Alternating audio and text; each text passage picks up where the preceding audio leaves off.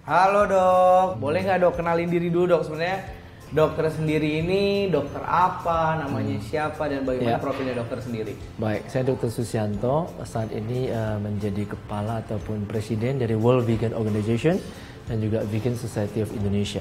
Nah, kalau dokter sendiri sebenarnya sejak kapan jadi vegan nih dok? Jadi sebetulnya kalau untuk vegetarian sudah 32 tahun ya. 32 tahun? Dari tahun 88. Dari tahun 2006 saya mengupgrade pola makan saya atau diet saya menjadi vegan dari 2006.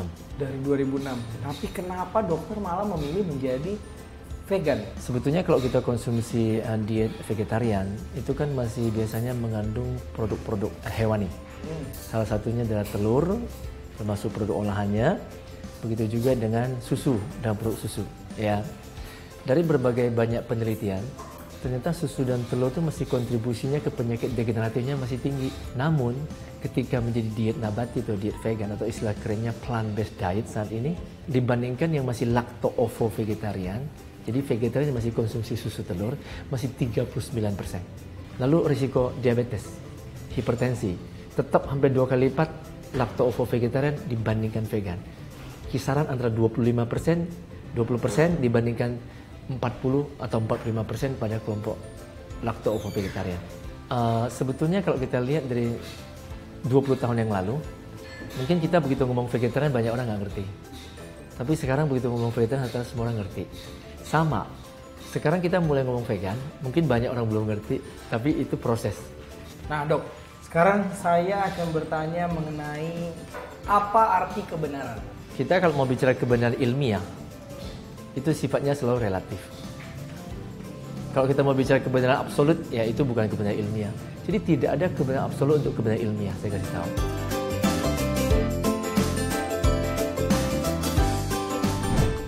Nah, kalau arti dari kebajikan dok? Kebajikan secara umum kebaikan ya. Ya. Jadi bajik, baik, hampir sama, cuma mungkin secara konsep spiritual, kebajikan lebih tinggi ya.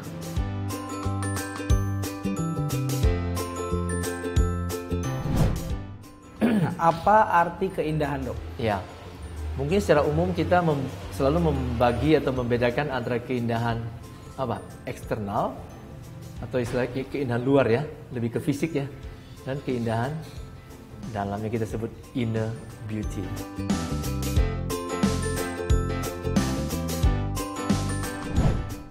Nah dok, kalau apa arti bersyukur? Jadi bersyukur itu artinya betul-betul terima kasih atas apa yang kita sudah punya.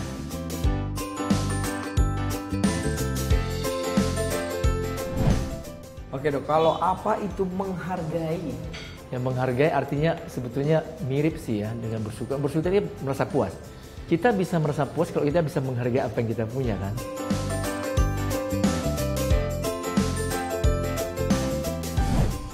Dan terakhir nih dok, apa arti mencintai? Mencintai. Sebetulnya mencintai, menghargai, mengasihi, ini semua interconnected ya. Cuman mungkin kata cinta ini kadang orang suka membuat dia jadi sangat sempit. Ada yang menggunakan istilah cinta bersyarat atau berkondisi. Tapi sesungguhnya ada lagi istilah cinta yang lebih besar, kita sebut cinta yang maha kasih. Jadi cinta tak bersyarat. Kelihatannya sesuatu yang agak mampu mendekati kasih Tuhan yang tak bersyarat adalah kasih orang tua kepada anak.